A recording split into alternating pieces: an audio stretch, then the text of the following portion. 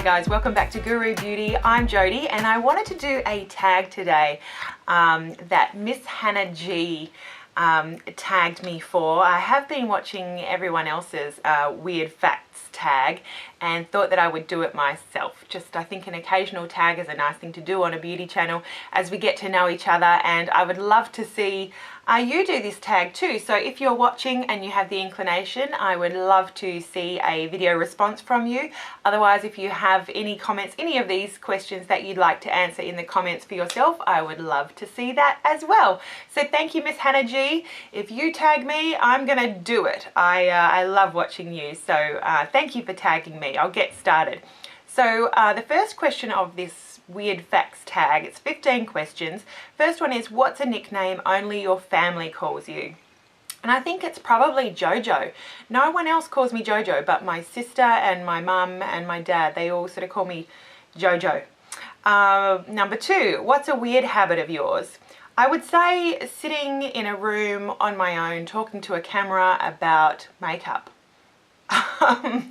Anyone who makes YouTube videos would understand that really strange paradigm that exists when you make beauty videos for YouTube. It's a strange overlap into real life sometimes, as you know, you let some people know who know you and understand that this is a a real hobby, and it's something that you love doing, and it's important to connect with people who share that same interest.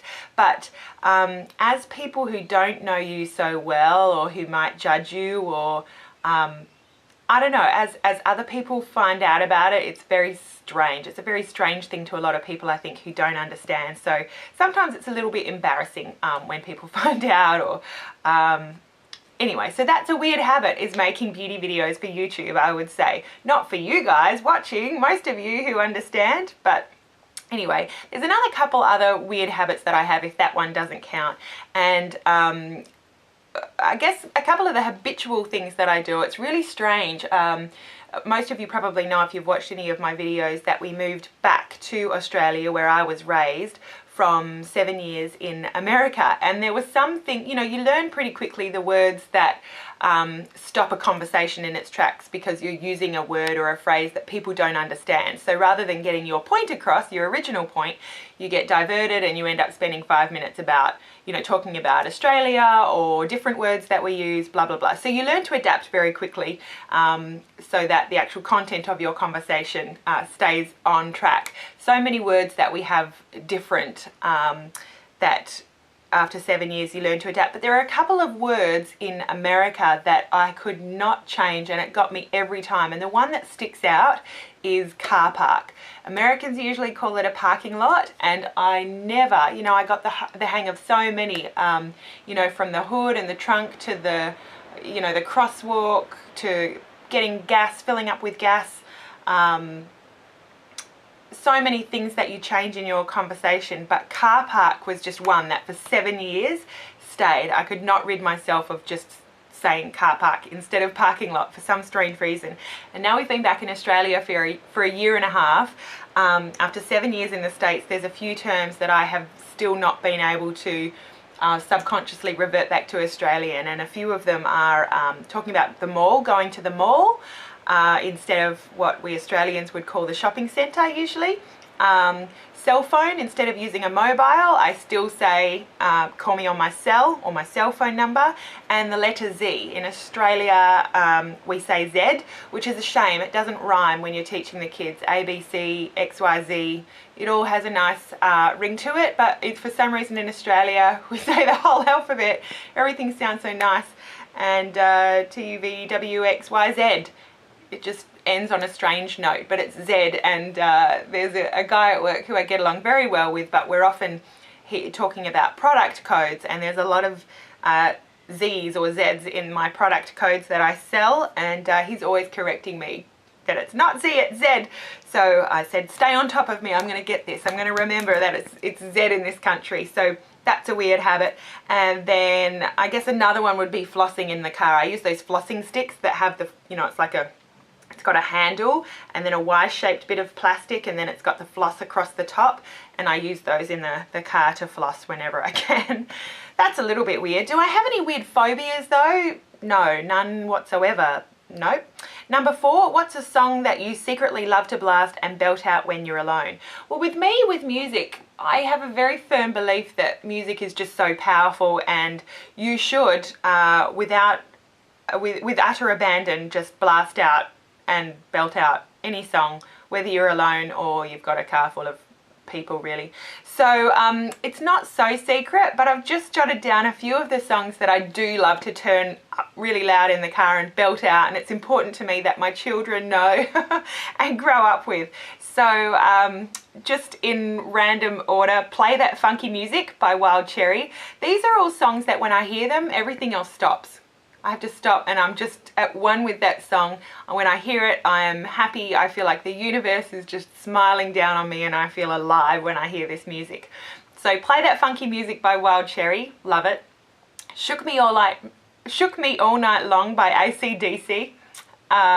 Believe It or Not by Joey Scarborough, just beautiful song, believe it or not. I love that. My kids know all the words to that song, and I think it's an important song about self-belief and not doubting yourself and realizing the full power that we're all amazing. More Than a Feeling by Boston, love to belt that one out. Rain by Dragon, that might be one just for the Aussies. I'm not sure if Dragon made it to the States. I think they're a Kiwi band, aren't they? Anyway, Rain by Dragon, love that song, love it. I Got You by Split Enz, love that song. Power of Love by Huey Lewis and the News. I'm a child of the 80s too, so Michael J. Fox, Back to the Future. There are no words for the love that existed there for all things Back to the Future. And the song Power of Love by Huey Lewis and the News. Jessie's Girl by Rick Springfield, one of the best songs ever, ever, ever. And Good Vibrations by Marky Mark. I don't know who Mark Wahlberg, the actor, is, don't want to know him. He'll always be Marky Mark to me, and Good Vibrations. Number 5, what's one of your biggest pet peeves? And I think it would probably be what really gets on my nerves, and I think what is the root of so many evils is people not being comfortable with themselves. And I think, you know, we all have situations where we're not comfortable with ourselves, or where we're not in our most comfortable situation. So I'm not talking about that. I'm talking about what that leads to. And often when people are not comfortable with themselves, in themselves and who they are, then things happen, like lying and deceiving and misleading people and pretending to be something that you're not. You know, when there's shame in who you are, or you want to be something that you're not. Often, you know, you can feel greed, or just so many, you know, I guess the sins, the deadly sins, a lot of those sort of sins come about from people not being, you know, at peace with and who they are. So I think ultimately, if we can all just learn to know ourselves a little bit more and be at peace with who we are and work on anything that we want to improve, I think the world would be a better place, definitely.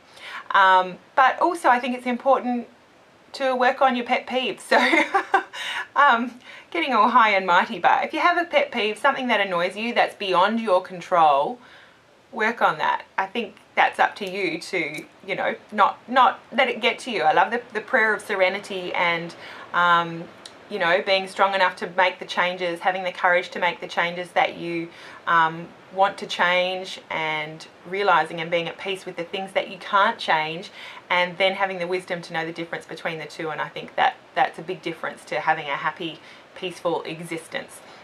What's one of your nervous habits?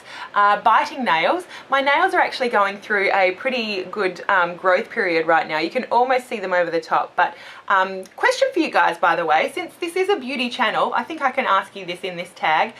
Peeling split nails, what can you do for it? I've just started taking biotin, and a vitamin that promotes healthy growth for hair and nails, but I think it was probably started maybe a year and a half ago when I used acetone nail polish remover, and I think that's what started it. I don't know, but I stopped using acetone nail remover, polish remover I should say, and they've never stopped splitting, and it's probably been at least a year since I've used acetone. I do use Seche Vite. I'm curious if anyone has any experience with Seche Vite or know about the ingredients causing splitting, peeling nails. That's what's happening, is peeling, particularly on my index and middle finger on each hand. Very annoying, and your polish doesn't last. The bits that peel are so weak that the polish chips right off there. So anyway, and by the way, this is OPI, not like the movies. It's got a bit of a duochrome. I'm not sure if it's coming up on the camera, but love that nail polish. But I do bite my nails a bit, and nowadays when I really try to concentrate not to bite, I still put my fingernail in just the corner, sort of just rub it between my teeth, and that's not good. That's not a good nervous habit. Number 7, what side of the bed do you sleep on? If you're standing at the foot of the bed, I'm always on the right usually. If we go on holidays, usually it sort of defaults to whichever is further from the door. My husband is the protector, and he's, you know, he's best near the door. Number 8, what was your first stuffed animal and its name?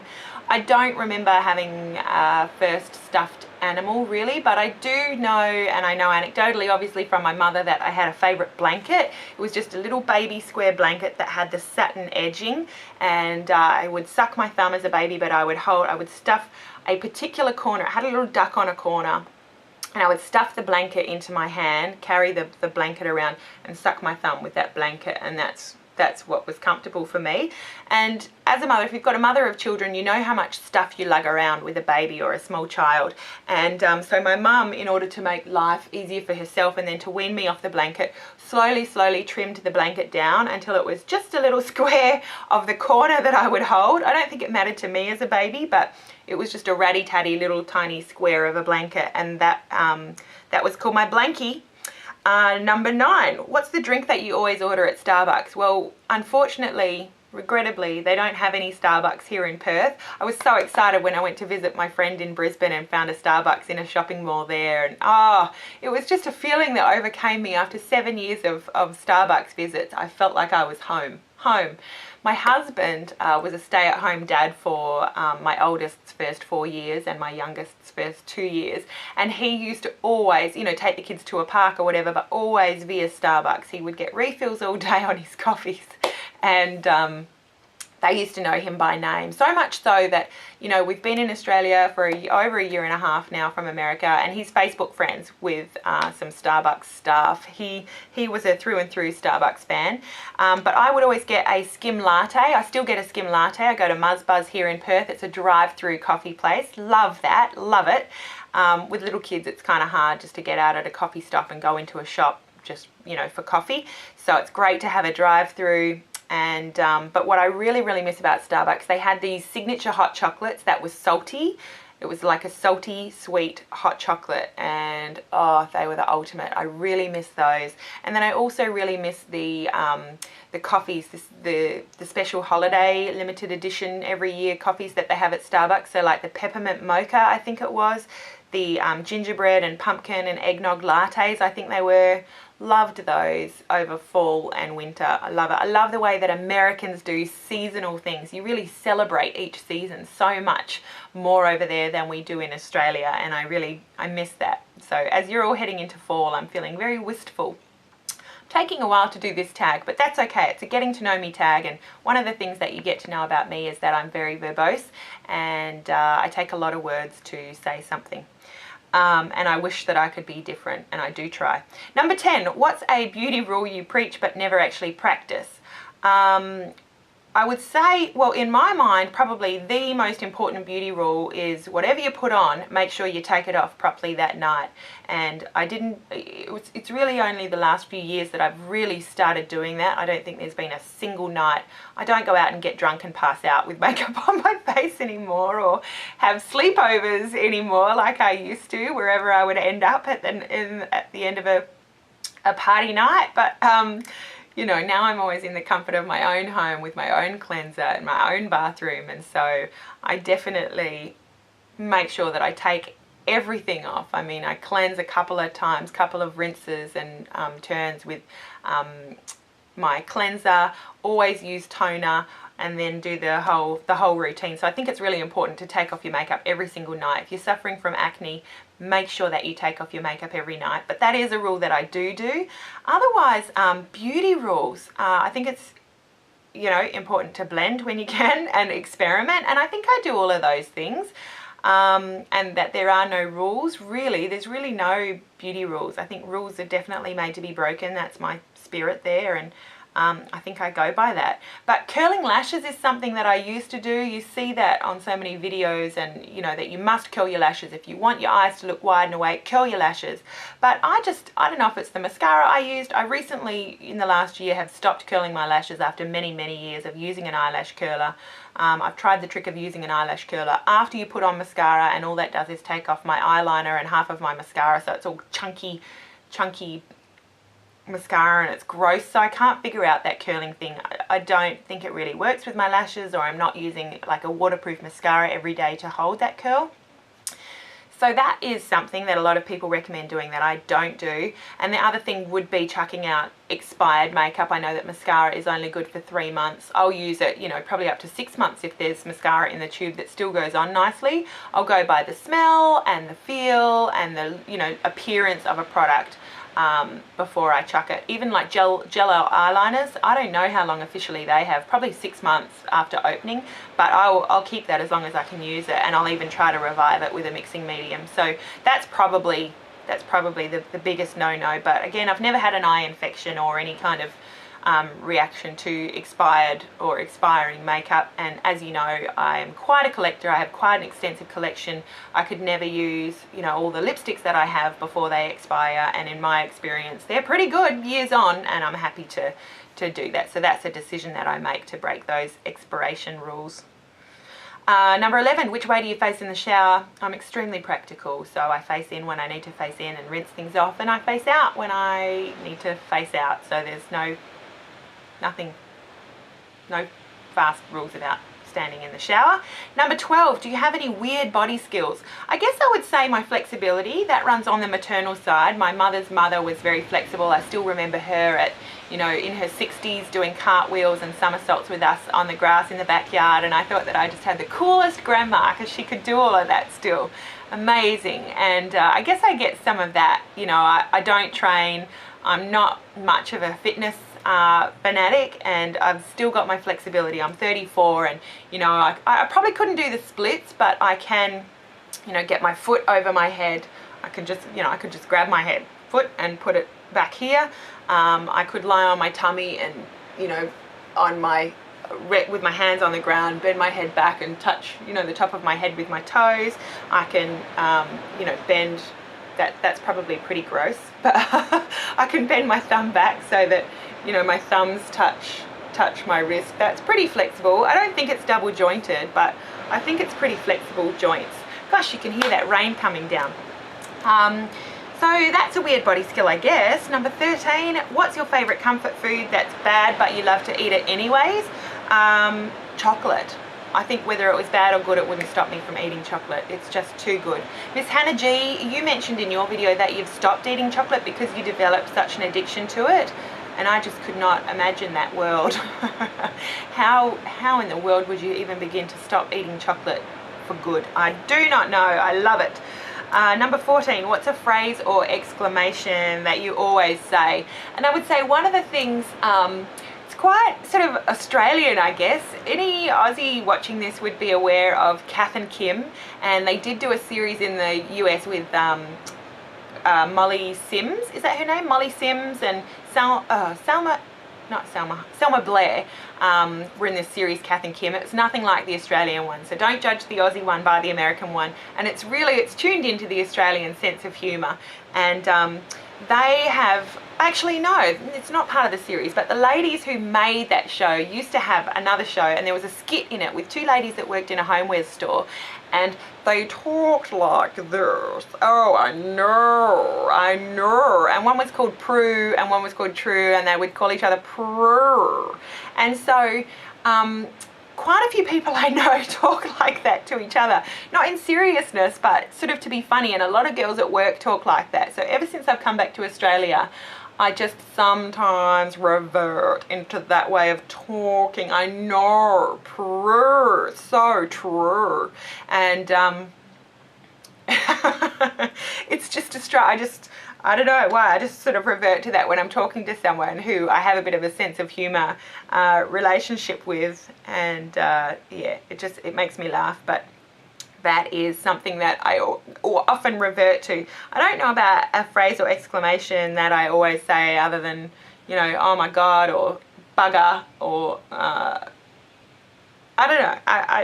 I don't know. That's my contribution for that question. Only a few more to go. Number 15, time to sleep. What are you actually wearing? Well, to me, there's BC, before children, and AC, after children. So BC, the anecdote to answer this question would be that I went to a friend's hen's party, I guess it was, or wedding shower, bridal shower, engagement, bridal shower, where the girls get together. Was it a baby shower? Maybe it was a baby shower. Anyway, you know, her family was there, a lot of sort of middle-aged ladies who I just met that day. And one of the things that we'd been assigned to do when we show up to the shower was to bring what we wear to bed in a bag. And then I think, you know, one of the party games that we were doing was, you know, to match up. And so basically, BC, before children, this shower was, and mine was the empty bag. AC, after children, now, you know, up and down all night in the middle of the night, and now I wear a tank with pajama pants or a tank with tracksuit pants. Sometimes in the summer, which is coming up, I'll just wear like a nightie, like a, you know, satin type sort of nightie with straps. But these days I always wear socks. I never go to bed unless I've got socks on. I can't sleep without socks on. I just do not like my bare feet in bed. They've got to be covered in socks, and I think the reason for that is just because they're so sexy. Anyway, I hope that you guys enjoyed this tag. Again, I would love to hear your responses, whether you want to pop them in the comments down below, do a video response, anything like that. It's a good fun tag as we get to know each other a little bit better. Hope you enjoyed watching and that you have a gorgeous, beautiful day. Talk to you soon. Bye.